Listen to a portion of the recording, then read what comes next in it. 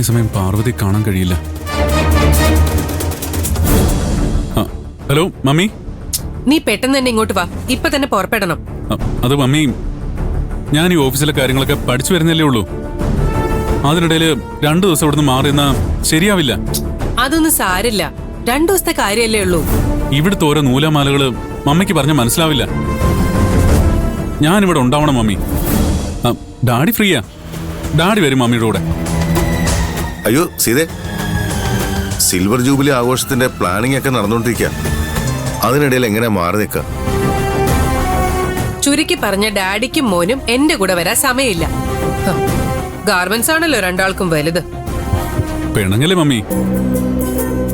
ഇവിടുന്ന് മാറിയിക്കാൻ പറ്റാത്തോണ്ടല്ലേ. മാംഗ്ലൂരിലേക്ക് flight ticket ഞാൻ റെഡിയാക്കി തരാം. എയർപോർട്ടില് ഞാൻ തന്നെ കൊണ്ട് വിടുകയും ചെയ്യാം. ആ, നീ നിന്റെ ഇഷ്ടം പോലെ ചെയ്യ, അല്ലാതെ ഇപ്പൊ ഞാനെന്ത് പറയാനാ.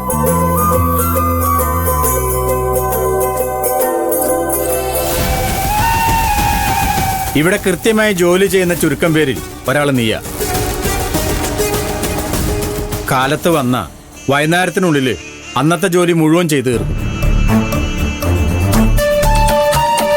മറ്റുള്ളവരെ പോലെ പരദൂഷണം പറച്ചിലില്ല. അവിടെ എവിടെയും വായി നോക്കിയെന്ന് സമയം കളയില്ല. നീ ഇപ്പൊ ആകെ മാറിപ്പോയി. അനാവശ്യമായി മറ്റുള്ളവരുടെ കാര്യത്തിൽ തലയിടുന്നു. എന്നെ പോലും നീ പഠിപ്പിക്കാൻ വരുന്നു. ഈ പോക്ക് നിനക്ക് ആപത്ത് വരുത്തും ജയന്തി. ഞാൻ പറഞ്ഞില്ലെന്ന് വേണ്ട.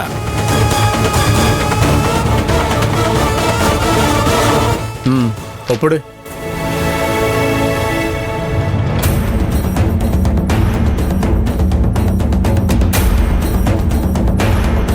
സൗന്ദര്യ കാലത്ത് വീട്ടിൽ നിന്നിറങ്ങും. സ്ഥിരമായി വരുന്ന ബസ്സിലെ കണ്ടക്ടർക്ക് നിന്നെ പരിചയമുള്ളതുകൊണ്ട് കൃത്യമായി ഇതിന്റെ മുന്നിൽ കൊണ്ടുവന്ന് ഇറക്കും. എവിടെ പോകുന്നു ഓർമ്മയില്ല, എന്തിനു പോണൂന്നും ഓർമ്മയില്ല. പക്ഷേ ശമ്പളം വാങ്ങുന്ന കാര്യത്തില് ഒരു മറവിയില്ല, അല്ലേ? നിന്നെ ഇവിടെ നിലനിർത്തിയിട്ട് കമ്പനിക്ക് ഒരു ഗുണമില്ല. എത്ര കാശ് സംഭാവനയായിട്ട് കൊടുക്കുന്നു, അങ്ങനെ കണക്കാക്കിയിട്ടാ നിനക്ക് ഞാൻ ശമ്പളം തരണത്.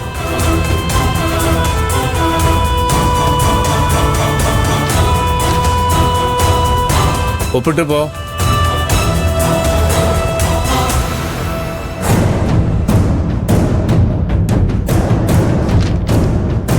എടാ രഘു, ഇവളുമാരോടൊക്കെ തൊണ്ടയിട്ട് അടിച്ചിട്ട് നല്ല തലവേദന. കടുപ്പത്തിലൊരു ചായ കുടിച്ച അത് മാറും. എനിക്ക് നല്ല ചായ ഇടാൻ അറിയില്ലല്ലോ സാർ. നല്ല ചായ ഇടാൻ അറിയുന്നവള് ഇവിടെ ഉണ്ടല്ലോടാ. സാറിന് കടുപ്പത്തിലൊരു ചായ വേണം, പോയി കൊണ്ടുവാ. 2 ചേർന്ന് അവളോട് പക പോക്കോ. എന്റെ കൈ ധരിച്ചു വരുന്നുണ്ട്. അവരെന്തെങ്കിലും കാണിക്കട്ടെ, നീ വഴക്കിനൊന്നും പോണ്ട. പറഞ്ഞു കേട്ടില്ലേ? പോയി ചായ ഇട്ടുണ്ടോടി. ചെല്ലേ, നല്ല കടുപ്പം വേണം. കൊണ്ടുവരാ സർ. സർ, ശമ്പളം വാങ്ങിട്ട് ചായ ഇട്ട് തന്നാ പോരെ? ആദ്യം പോയി പണിയെടുക്കടി. പോടി പോ.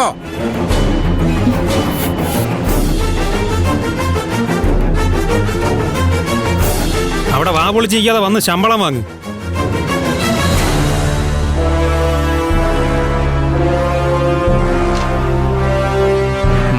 ഒപ്പിട്.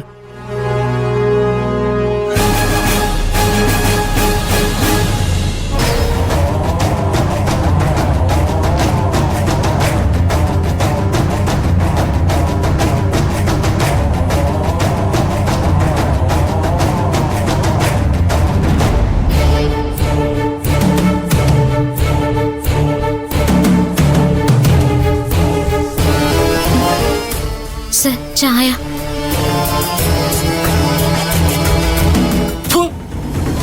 ഇതാണോ ചായ? അവിടെയുള്ള തേയില മുഴുവൻ മാറിയിട്ടുണ്ടല്ലോ, കഷായം പോലെ ഇരിക്കുന്നു.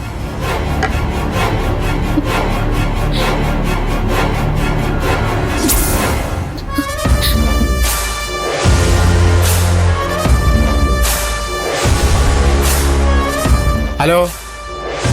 ഒന്നുമില്ല. ഇന്നേ ശമ്പളം കൊടുക്കുന്ന ദിവസമല്ലേ. ഇവിടുന്ന് ഇറങ്ങുമ്പോ കുറച്ച് വൈകും, അത് പറയാൻ വിളിച്ചതാ.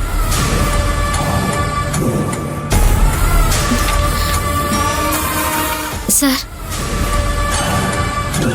ആടാ ജയിച്ചില്ല, കുറച്ച് ദിവസമായിട്ട് നിന്റെ ഒരു വിവരമില്ലല്ലോ, അതുകൊണ്ട് വിളിച്ചതാ. സർ, ശമ്പളം കിട്ടിയിരുന്നെങ്കിൽ എനിക്ക് പോവായിരുന്നു.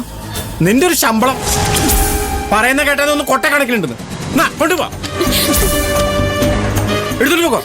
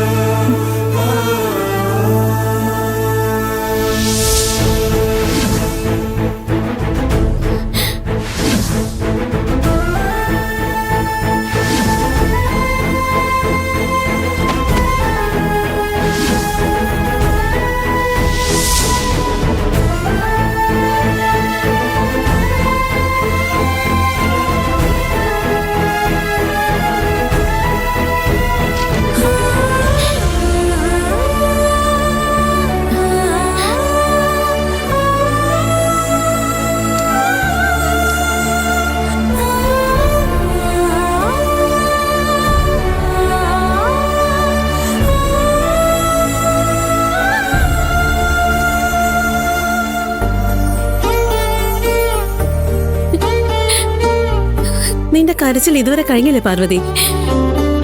മതി. ഇതുപോലുള്ള ചവിട്ടിത്താഴ്ത്തലുകളും അപമാനങ്ങളും ഞാനും കുറെ അനുഭവിച്ചിട്ടുണ്ട്. അപ്പൊ ഞാനെന്താ ചെയ്യാന്നറിയോ? എന്നെക്കാളും കഷ്ടപ്പാടുകളും സങ്കടങ്ങളും അനുഭവിക്കുന്നവർ ഒരുപാടുണ്ടല്ലോ എന്നോർക്കും. അവരെ വെച്ച് നോക്കുമ്പോ ഞാൻ എത്ര ഭാഗ്യവതിയാണെന്ന് ചിന്തിക്കും. നിന്നെക്കാളും കഷ്ടപ്പെടുന്നവരെ വെച്ച് നോക്കുമ്പോ നീ ഭാഗ്യവതിയല്ലേ? അങ്ങനെ ചിന്തിക്ക് പാർവതി. എന്റെ ആദ്യത്തെ ശമ്പളമായത് ഇത് കൈ കിട്ടുമ്പോ എന്റെ അച്ഛന് ഒരുപാട് സന്തോഷാവും. അമ്മയ്ക്കും ചേച്ചിക്കും അതിലേറെ സന്തോഷാവും. ഇത് കൈ കിട്ടാൻ വേണ്ടി ഞാൻ എന്തൊക്കെ സഹിച്ചു. അതാലോചിച്ചപ്പോ ഞാൻ അറിയാതെ കരഞ്ഞു പോയതാ. ജയന്തി ചേച്ചി പറഞ്ഞത് ശരിയാ. എന്നെക്കാളും കഷ്ടപ്പെടുന്നവര് ഈ ഭൂമിയിൽ ഒരുപാടുണ്ടാവും. അവരെ വെച്ച് നോക്കിയാ ഞാൻ ഭാഗ്യവതി തന്നെയാ.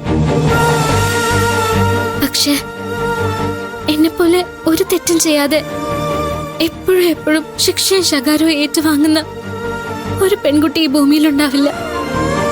അതൊന്നും സാരമില്ല പാർവതി. ഓരോരുത്തരുടെയും തലയിൽ ദൈവം ഓരോന്ന് എഴുതി വെച്ചിട്ടുണ്ട്. അതനുഭവിക്കാതെ പറ്റില്ലല്ലോ.